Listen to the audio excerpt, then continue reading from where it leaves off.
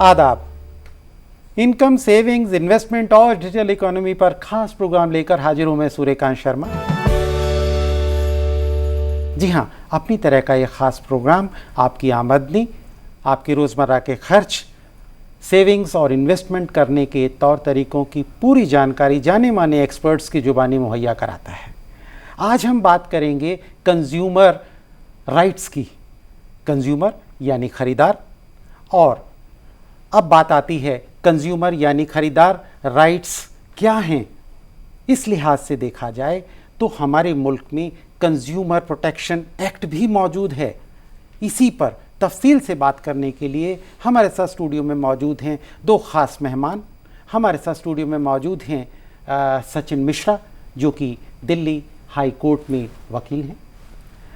हमारे साथ स्टूडियो में मौजूद हैं हाल ही में आई एक किताब कंज्यूमर राइट्स पर और कमला नेहरू कॉलेज में प्रोफेसर डॉक्टर शीतल कपूर। आप दोनों मेहमानों का हम तहे दिल से खैर मकदम करते हैं, वेलकम करते हैं। और अपनी चर्चा की शुरुआत जो हम करें उसमें कंज्यूमर के ऊपर मैं पूछना चाहूँगा मिश्रा जी से कि कंज्यूमर है क्या?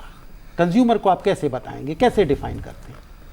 कोई भी व्यक्ति जो अपने इस्तेमाल के लिए कोई भी चीज़ खरीदता है वो कंज्यूमर है। कोई भी सर्विसेज लेता है, कोई भी मुहैया कराता है, अपने लिए सर्विसेज परचेज करता है, वो कंज्यूमर है। वो कंज्यूमर नहीं है जो कोई भी प्रोडक्ट को परचेज करता है जिसकी कि रीसेल या कमर्शियल पर्पस के लिए उसको इस्तेमाल करे, वो कंज्यूमर नहीं है। कंज्यूमर सिर्फ वही है जो अपने इस्तेमाल के लिए चीज़ करता है। कंज्यूमर प्रोटेक्शन एक्ट 1986 था पहले जी।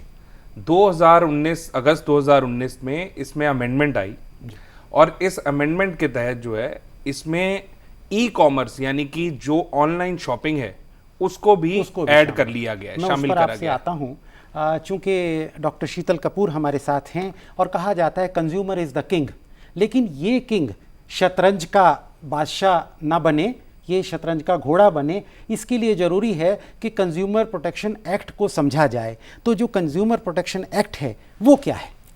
जी हाँ, कंज्यूमर प्रोटेक्शन एक्ट जैसे आपको मिश्रा जी ने भी बताया कि 1986 में ये आया था और अब 2019 में जो है ये जो 1986 की जो खामियां रह गई थी वो दूर करने के लिए 2019 का नया जो कानून आया है, तो उसमें जो है उपभोक्ताओं के एक तो अधिकारों की बात की गई है, जिसमें 6 अधिकार उपभोक्ता के पास उपलब्ध हैं कि आप जो भी सामान बाज़ार से ख़रीदते हैं वह सुरक्षित होना चाहिए। और उसमें ही आपके पास अधिकार है सूचना का, फिर चुनाव करने का है, और उसके बाद में आप अपनी जो अगर गलत सामान मिला है तो आप दुकानदार के पास या जहाँ से भी आपको सामान आपने लिया है, सर्विस प्रोवाइडर जो है, तो उसके पास शिकायत दर्ज कराने का आपके पास अधिकार है। और उसके बाद जो है कि अगर वहाँ पर सुनवाई नहीं होती है तो आप उपभोक्ता फोरम में जा सकते हैं। और आखिरी आपका अधिकार है शिक्षा का, कि आप खुद भी शिक्षित हों और औरों को भी शिक्षित करें। वकील साहब, इसके ऑब्जेक्टिव क्या है? नया आया, इसमें अमेंडमेंट्स हुए, अभी आपने बताया ई कंज्यूमर को भी इसमें शामिल किया गया, उस पर भी हम आएंगे।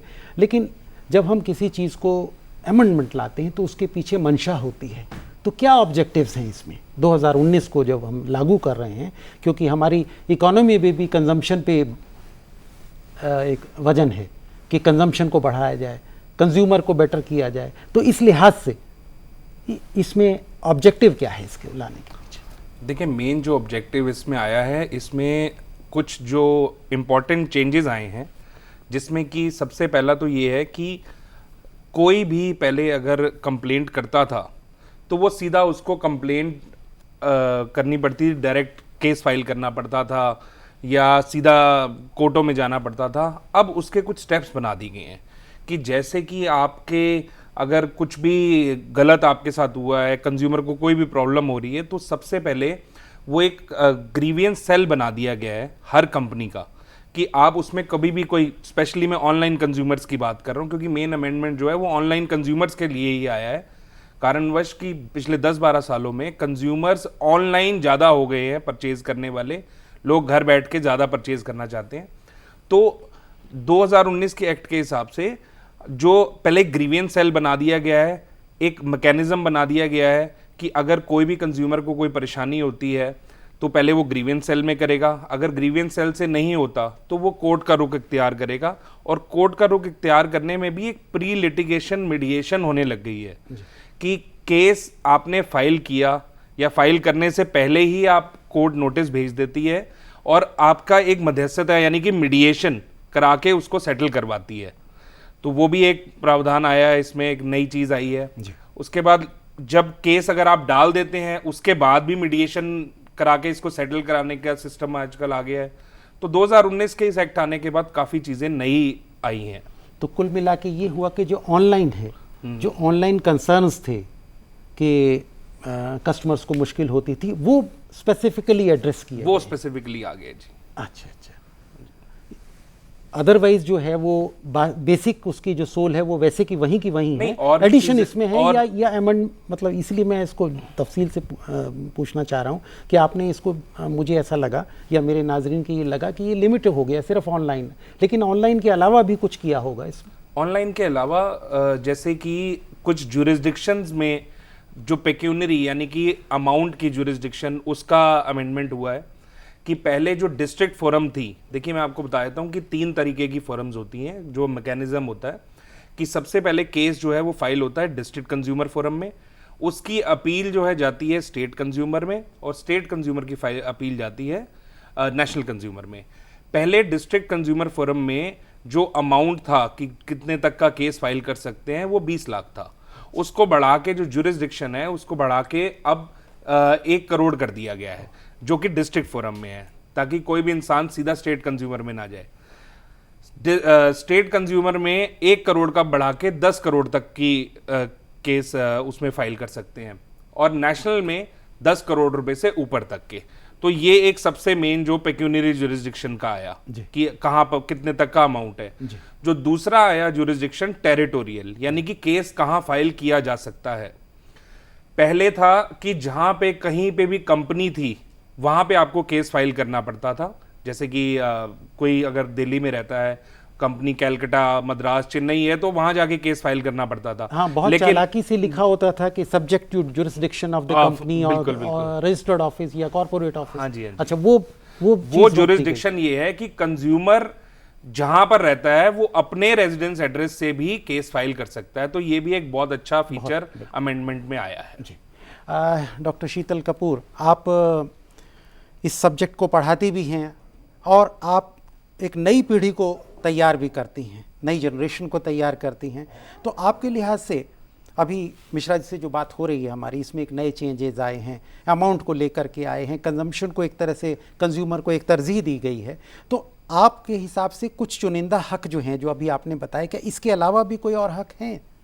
जी हाँ, उपभोक्ताओं के लिए इस जो नया कानून आ रहा है तो उसमें अभी रूल्स बन रहे हैं ई कॉमर्स को लेकर, और CCPA central consumer protection authority को बनाने की बात की गई है। ये अथॉरिटी जो है उसके पास बहुत सारी पावर्स होंगी, जो कि अगर सीओ मोटो एक्शन ले पाएगी कि अगर कोई गलत काम हो रहा है, या कई बार क्या होता है कि जैसे 100 रुपये का आपको जो है आपका छल हुआ है या फ्रॉड हुआ है, तो आप जाना नहीं चाहते हैं उपभोक्ता फोरम में, तो ये देखेगी कि अगर बहुत सारे लोगों को जो है क्लास एक्शन सूट की बात की जा रही है कि अगर बहुत सारे उपभोक्ताओं को एक जैसा ही जो है फ्रॉड हुआ है, तो वो वहीं पर उसके ऊपर रोकथाम लगाएगी। इसके पास इतनी जो CCPA होगी उसके पास पावर्स होंगी कि नकली कोई प्रोडक्ट बिक रहा है, कि हम देखते हैं एक पैरेलल मार्केट जो है वो नकली प्रोडक्ट्स की भी बिकती हैं जो कि डुप्लीकेट होते हैं, और उपभोक्ता कई बार जो है पहचान नहीं पाता है कि ये असली है या नकली है। तो उस पर भी रोकथाम करने का इसके पास अपने आप पावर्स होंगी। उपभोक्ताओं के कोई भी राइट्स का हनन हो रहा है, जैसे मिलावट, हम देखते हैं कि बहुत जो है त्योहारों के समय मिलावटी सामान उतारा जाता है, तो जी हाँ, तो उसके ऊपर भी वो अगर कोई भी शिकायत करता है तो उसको एकदम से वो चेक करेगी कि भाई ये दुकानदार या कोई गड़बड़ तो नहीं कर रहा है, और वहीं पर रोकथाम की जाएगी। इवन जो ई कॉमर्स के जो साइट्स हैं, कई बार पाया जाता है कि ब्रांडेड सामान की जगह वहाँ पे भी डुप्लीकेट बिक रहा है, या वो रिफ़ंड देने में आनाकानी करते हैं, समय पर रिफ़ंड नहीं देते हैं, तो उसमें भी वो उसके पास हक होगा। और जैसे अभी बताया गया कि जुरिस्डिक्शन जो है, लिमिट पेक्यूनरी जुरिस्डिक्शन बढ़ा दिया गया है, 1 करोड़ तक डिस्ट्रिक्ट फोरम्स जो है वो केसेस लेंगी, और उसके बाद जो है 1 करोड़ से 10 करोड़ तक जो है वो राज्य आयोग में जा सकते हैं, और जो है नेशनल कमीशन जो है वो 10 करोड़ से ऊपर के केसेस लेंगी। तो अपील भी जो है पार्टीज़ फाइल कर सकती है, दोनों पार्टीज़ को हक होगा। आप घर बैठकर ही ऑनलाइन भी अपनी जो कंप्लेंट है वो दर्ज करा सकेंगे। तो ये बहुत सारी चीज़ें हैं कि आपको जाना नहीं पड़ेगा फोरम में जाके, जैसे पहले केस अपना जो है रजिस्टर कराना पड़ता था और फिर दूसरी पार्टी को समय दिया जाता है, वो तो दिया जाएगा। पर अगर 21 दिन में दूसरी पार्टी नहीं कोई भी जवाब देती है तो अपने आप ही मेरिट पे केस ले लिया जाएगा। तो ये सारी चीज़ें जो हैं उपभोक्ताओं के हक में होने वाली हैं। और देखा जाए ये भी है कि अनफेयर कॉन्ट्रैक्ट के ऊपर भी जो है कि कई बार क्या होता है कि जैसे ड्राई क्लीनर लिख देता है कि मैं जो है अगर कोई भी कपड़े में मेरे से गुम हो जाता है या रंग में फ़र्क आता है तो मैं 100 रुपये ही मेरी जिम्मेदारी होगी। तो ये एक तरह से ये अनफेयर कॉन्ट्रैक्ट है। तो ऐसे कॉन्ट्रैक्ट्स पे भी जो है वो रोकथाम की जाएगी।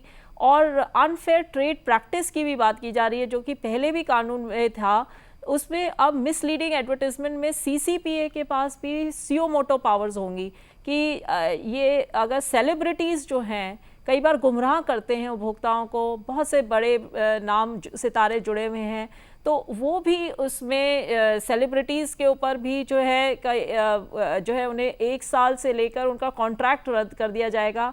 उसमें दंड के भी प्रावधान है, 10 लाख से 50 लाख की पेनल्टी और 2 साल तक जो है वो इम्प्रिजनमेंट की बात की गई है। तो ये मेरे को लगता है कि बहुत ही ये मील का पत्थर साबित होगा और बहुत अच्छे स्टेप्स लिए जा रहे हैं इस पे। जी, हम फिर कानून के पहलू की तरफ आते हैं। सीसीपीए यानी कि कंज्यूमर प्रोटेक्शन अथॉरिटी, हाँ जी, ठीक है, पहले कंज्यूमर फोरम थे, तो क्या ये माना जाए कि वो कंज्यूमर फोरम उतने इफ़ेक्टिवली काम नहीं कर रहे थे, बनिस्बत के एक अथॉरिटी की ज़रूरत लगी? तो मेरा सवाल पूछने की मंशा ये है कि इसके पीछे मंशा क्या है? सीसीपीए जो हमने बनाया उसकी बेसिक ऑब्जेक्ट क्या था या क्यों बनाया जाए? बेसिकली ये इसलिए बनाया गया, जो अनफेयर ट्रेड प्रैक्टिस होती है ना, जैसे मैडम ने भी बताया कि जो ये एक्टर्स और ये कोई भी एडवर्टाइजमेंट करते हैं जो कि रॉन्ग उसको बता दिया जाता है कि ये चीज़ ऐसे हो जाएगा, या कोई कंपनी है वो उसको भाई इतने तक का अमाउंट का ही हम भुगतान करेंगे जो भी कंज्यूमर है। ये इसलिए बनाया गया सीसीपीए ताकि प्रॉपरली एक लार्ज स्केल में भी विदाउट ज्यूरिसडिक्शन भी इसको कवर किया जा सके, क्योंकि सीसीपीए जो है वो सुओ मोटो, लेकिन यानी कि अपने आप भी एक एक्शन ले सकती है। जो मैडम ने बताया कि 10 लाख से पहले 10 लाख रुपए का जुर्माना लगेगा, और अगर दोबारा से वो ये ऐसे करते हैं कोई भी गलत काम तो 50 लाख रुपए तक का जुर्माना लगेगा। तो ये सीसीपीए कब तक आने की, अमल में आने की कब तक उम्मीद है? उम्मीद है कि इस साल के एंड तक प्रॉपरली ये एक्टिव हो जाएगा, 2020 के अंदर। 2020, हाँ जी। अच्छा। और इसमें एक चीज़ और भी बड़ी इंपॉर्टेंट आ रही है सीसीपीए में कि जो सुओ मोटो यानी कि अपने आप जो एक्शन है वो सबसे कोर्ट ने कॉग्निशन ले लिया। बिल्कुल। और इसका एक जो इफेक्टिव पार्ट है जो लीगली मैं आपको बताना चाहूँगा कि इसकी जो अपील होगी वो सीधा नेशनल कंज्यूमर फोरम में जाएगी, नेशनल कमीशन, या जैसे कि पहले डिस्ट्रिक्ट होता है, स्टेट होता है, फिर नेशनल होता है। तो ये एक तरह से इसकी जो भी अपील होगी वो 30 दिन के अंदर सीधा नेशनल कंज्यूमर फोरम में ही जाएगी, स्टेट और डिस्ट्रिक्ट में फिर नहीं जाएगी। और अगर 30 दिन के अंदर का टाइम दिया जाएगा, जैसे मान लीजिए कोई कंपनी के अगेंस्ट कोई ऑर्डर हो जाता है तो वो 30 दिन के अंदर अंदर अपील कर सकती है, और जो जुर्माने का अमाउंट होगा उसका 50% उसको जमा भी कराना पड़ेगा, तभी वो उसको अपील को एडमिट किया जाएगा। तो काफ़ी इफ़ेक्टिव प्रोविजंस हैं। मैं यहाँ से चलता हूँ फिर से एकेडमिक की दुनिया में कि किसी भी इकोनॉमी में कंज्यूमर की एक बेसिक जिसको कहते हैं इम्पोर्टेंस, अहमियत रहती है। तो कंजम्पशन अगर बूस्ट होगा तो इकोनॉमी भी बूस्ट होगी। तो उससे सीसीपीए को जब हम उसको लागू कर रहे हैं, जिस तरह से हम आईईपीएफए को भी लागू कर रहे हैं लोगों की इन्वेस्टमेंट को प्रोटेक्शन करने के लिए, यहाँ हम कंज्यूमर को भी प्रोटेक्ट कर रहे हैं, तो क्या इससे हम 5 ट्रिलियन इकोनॉमी को अचीव कर पाएंगे? जी हाँ, मुझे लगता है कि ये उपभोक्ताओं के जो है हितों की रक्षा करने में, उनके अधिकारों को और उपभोक्ता सशक्तिकरण में बहुत ही ज़्यादा आगे काम आने वाला है, क्योंकि हम पाते हैं कि बहुत सारे फ्रॉड्स होते हैं और कई बार जो है उपभोक्ता चुप रहते हैं। चाहे 1 रुपये ही उपभोक्ता जो है अगर अपना दूध ले रहा है और अगर उसे 1 रुपये भी ज़्यादा देना पड़ता है, पर ऐसा पाया जाता है कि जो दुकानदार है या जो बेचने वाला है वो 1-1 रुपये से भी लाखों रुपए कमा लेता है। एक स्टडी भी की गई है जिसमें पाया गया कि 1 रुपये अगर वो ले रहा था तो एक दिन में ही उसका मुनाफा जो था वो लगभग जो है वो 25 लाख हो गया। तो अगर वो पूरा मुंबई में दूध बांट रहे हैं, मुंबई ग्राहक पंचायत द्वारा ये स्टडी की गई थी, तो इस तरह से जो है, और वो टैक्स भी नहीं भरते हैं, तो सरकार की भी टैक्स की चोरी कर रहे हैं और इस दूसरी तरफ जो है उपभोक्ता को भी 1 रुपये ज़्यादा देना पड़ रहा है। तो 1-1 रुपये के लिए कोई भी उपभोक्ता फोरम नहीं जाना चाहता है। तो इसमें जो CCPA जो आएगी उसमें बहुत पावर्स होंगी कि वो इस तरह के रोकथाम कर पाएगी, अपने आप सुओ मोटो एक्शन लेगी। और मुझे लगता है कि इकोनॉमी, जो गवर्नमेंट को भी जो टैक्स चोरी की जा रही है उसमें जो है वो नहीं की जाएगी, तो गवर्नमेंट का भी जो है टैक्स से जो आपको आमदनी होती है वो भी बढ़ेगी और उपभोक्ता को भी जो है फ़ायदा होगा। मिश्रा साहब, अक्सर ही कहा जाता है law abiding person is a progressive person, और जब हम CCPA और कंज्यूमर प्रोटेक्शन एक्ट 2019 की बात करते हैं जो कि अब 2020 में अपनी एक शक्ल अख्तियार करेगा, तो आपको लगता है कि इससे हमारा कंज्यूमर प्रोटेक्शन से हमारी डेवलपमेंट ऑफ इकोनॉमी पे भी कोई असर पड़ेगा और हमारे लॉ एंड ऑर्डर पे भी कोई स्थिति बेहतर होगी? इस पर आपका क्या कमेंट? देखिए, बिल्कुल फ़र्क पड़ेगा, क्योंकि जो जितनी भी पहले कंपनीज या कोई भी लोग थे वो दूसरे तरीके से काम करते थे। अब कंज्यूमर के राइट्स अगर कंज्यूमर को मिलेंगे और जो ड्यूटीज़ कंपनीज की होंगी उनको पूरी करनी पड़ेंगी, तो और कंज्यूमर को सेटिस्फेक्शन मिलेगी, तो ऑब्वियसली इनकम भी बढ़ेगी, लोगों का विश्वास बढ़ेगा। आज मुझे पता है कि अगर मैं कोई चीज़ खरीद रहा हूँ, मेरे साथ गलत नहीं हो रहा, तो ऑब्वियसली लोग विश्वास से अगर चीज़ लेंगे तो इकॉनमी बढ़ेगी, सेल अगर बढ़ेगी तो इकॉनमी बढ़ेगी। इसमें एक चीज़ और मैं आपसे एडिशन चाहूँगा कि चूँकि अब इकॉनमी को बेहतर करने की बात हो रही है और हम 5th लार्जेस्ट इकॉनमी हैं, 2030 तक हमारी कोशिश है कि हम आगे 3rd में चले जाएं, यानी कि US और चाइना के बाद। तो आपके हिसाब से, चूँकि आपने बरसों साल दर साल बच्चों को पढ़ाया है, रिसर्च की है, मार्केटिंग में की, एडवर्टाइजमेंट में की, कंज्यूमरिज्म में की, तो आपका क्या टेक है कि आगे क्या होना चाहिए कंज्यूमर को लेकर के, और एक्ट में और क्या चेंजेस और बेहतर होने चाहिए? जी हाँ, मुझे लगता है कि जैसे मैं एक कोट करना चाहूँगी कि 1962 में जब जॉन एफ कैनेडी ने अपना बिल ऑफ राइट्स जो बनाया था और अपना एजेंडा जो है उसमें उन्होंने उपभोक्ताओं के अधिकारों पे ही जो है पूरा अमेरिकन इलेक्शन जीता था। तो उसमें उन्होंने 4 अधिकारों की बात की थी, और ये जिसमें कि सुरक्षित जो है सामान मिलना चाहिए और आपको जो है सारी सूचनाएं प्राप्त होनी चाहिए, आपका अधिकार है कि आप शिकायत करें और आपको क्षतिपूर्ति भी मिलनी चाहिए। तो यही बात जो है उसके बाद उन्होंने इलेक्शन जीता और 15 मार्च को वर्ल्ड कंज्यूमर राइट्स डे तब से सारे ही पूरे वर्ल्ड में मनाया जाता है। तो ये जो अगर हम बात करें कि अगर किसी को भी सामान जो है वो गुणवत्ता वाला नहीं मिल रहा है, क्वालिटी प्रोडक्ट नहीं मिल रहा है, अगर उसके अधिकारों का हनन होता है, तो इकोनॉमी जो है, जैसे अगर आप कोई दवा खरीद रहे हैं और वो दवा नकली है तो उसका असर आपके ऊपर नहीं होगा। अगर आप डॉक्टर के पास जाते हैं तो वो इलाज जो है गलत हो रहा है। तो बहुत सारे जो है प्रक्रिया जो है वो एक साथ जुड़ी हुई है, और अगर उपभोक्ताओं के अधिकार उनको नहीं मिलते हैं तो कोई भी इकोनॉमी जो है वो तरक्की नहीं कर सकती है। तो इसलिए ये माना गया है कि अगर कोई भी राष्ट्र को तरक्की करनी है तो उसके पास जो है उपभोक्ताओं के अधिकार उसको देने होंगे, और उपभोक्ताओं की जागरूकता और उनके सशक्तिकरण के लिए ये बहुत ज़रूरी है कि कानून जो है वो होना चाहिए।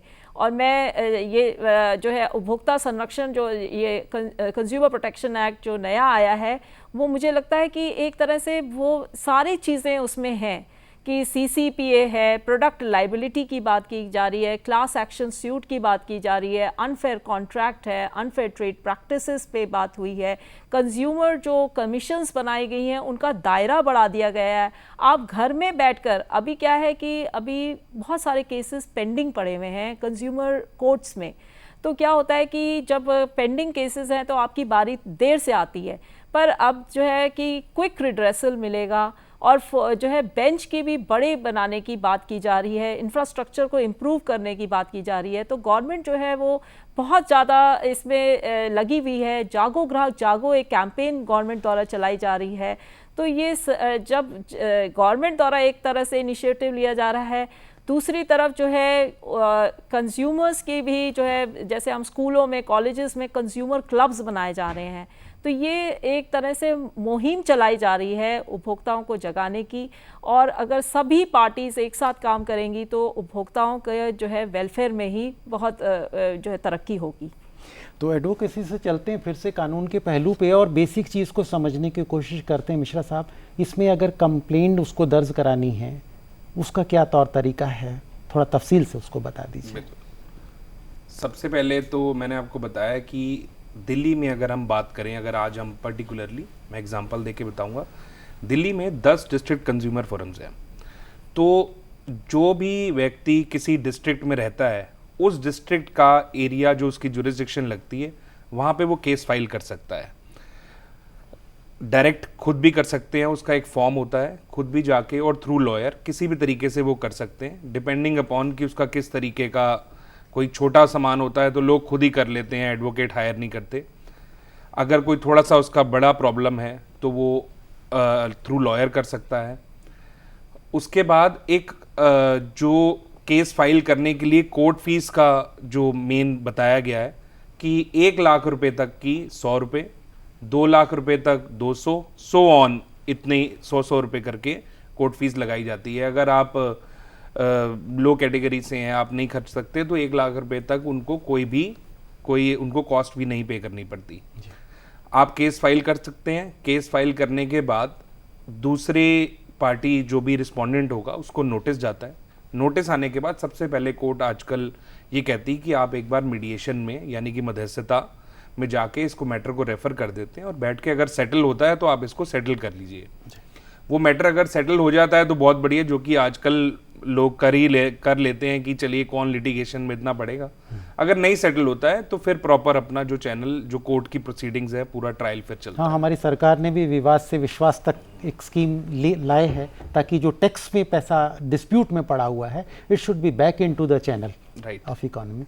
तो मैं डॉक्टर शीतल कपूर से पूछता हूँ कि कंक्लूडिंग रिमार्क्स आपके क्या हैं। जी हाँ, मैं यही कहना चाहूँगी कि उपभोक्ता जो हैं वो चुप ना बैठे। अगर आपका छोटा सा भी अमाउंट है तो उसमें भी आवाज़ ज़रूर उठाएं और जो है गर्व से कहें कि आप उपभोक्ता हैं, आपके पास अधिकार हैं। और जो है उपभोक्ताओं की जो अगर कहीं भी ठगी हो रही है तो आपके पास कानून उपलब्ध है, तो ज़रूर अपने जो है और जो भी आप कंपनी के साथ या कोई भी अगर ठगी होती है तो कभी भी वर्बल कम्युनिकेशन नहीं करें, बल्कि जो है आप उनसे लिखित में ईमेल भी जो है वो आप कर सकते हैं घर पर बैठकर। वो भी एक डॉक्यूमेंट जो है, सुप्रीम कोर्ट ने कहा है कि वो भी एक वैलिड डॉक्यूमेंट है। तो आपका पास हक है, आपके पास अधिकार है और उनका जो है ज़रूर इस्तेमाल करिए। डॉक्टर साहब, आपके बाद में आपसे वकील साहब से पूछता हूँ कि आपने पूरी कंज्यूमर मुहिम को देखा है, एक्ट को भी देखा है, लीगल दृष्टि से भी, एज ए सिटीजन की दृष्टि से भी, और इसमें इम्प्लीमेंटेशन भी है। आपके सामने एक रोड मैप भी है कि CCPA अब 2020 में, जैसा आपने बताया, ये अब अपनी एग्जिस्टेंस में आ जाएगा और एक इफ़ेक्टिव इम्प्लीमेंटेशन की उम्मीद है। तो ओवरऑल इन सब को लेके आपका कंक्लूडिंग रिमार्क्स क्या है? मेरा कंक्लूडिंग रिमार्क्स ये है कि एक्ट और जितने भी कानून की चीज़ें हैं ये तो सब अपनी जगह पे हैं ही, लेकिन मैं सरकार से और लोगों से भी ये गुजारिश करूंगा, सरकार से सबसे पहले ये कि गवर्नमेंट जो है वो इस कंज्यूमर की एजुकेशन को प्रमोट करे। जैसे आज इस चैनल के माध्यम से आप लोगों को बताना चाह रहे हैं कि ये कंज्यूमर के राइट्स हैं और ये सब चीज़ें होती हैं, ऐसे गवर्नमेंट को भी स्टेप लेना चाहिए कि कंज्यूमर को एक नॉलेज दी जाए कि ये सब आपके अधिकार हैं। जैसे फॉर एग्जांपल अभी रिसेंटली देखिए सोशल मीडिया आज की डेट में बड़ा स्ट्रांग है। रिसेंटली एक एक्टर है राहुल, पता नहीं ऐसे कुछ नाम था, वो एक 5 स्टार होटल में मुंबई में थे, तो उनको एक बनाना के लिए 300 या 400 रुपये चार्ज करा गया। तो सडनली उन्होंने एक ट्वीट करा, उस ट्वीट को इतना वायरल हो गया कि वो होटल को राइटिंग में माफ़ी मांगनी पड़ी। तो social media also plays a vital role. ये एक एग्जाम्पल मैंने दिया है। तो ये कुछ देखिए सोशल मीडिया के थ्रू ही नॉलेज दी जा सकती है। प्लस हमारे यहाँ पे दिल्ली लीगल सर्विस अथॉरिटी है, अगर हम लॉ की इसकी बात करें कोर्ट्स की, वो भी काफ़ी कॉलेजेस में, स्कूल्स में और जगह जगह पे जाके प्रोग्राम्स करती है और नॉलेज फैला रहे हैं कि कंज्यूमर के क्या राइट्स हैं। तो अधिकारों को जानना, अधिकारों के इस्तेमाल करने से पहले उनको जानना भी बहुत ज़रूरी है। बहुत बहुत शुक्रिया आप दोनों का, आप हमारे स्टूडियो में आए। तो नाजरीन, हमारी कोशिश है कि हम हर उस पहलू से आपको वाकिफ़ कराएं जो आपकी ज़िंदगी में अहमियत रखता है। कंज्यूमर और कंज्यूमर प्रोटेक्शन एक्ट पर हमारी इस पेशकश में फ़िलहाल इतना ही। आप अपनी राय, अपने सजेशंस हमें इस ईमेल आईडी पर भेज सकते हैं ddurduspecials@gmail.com।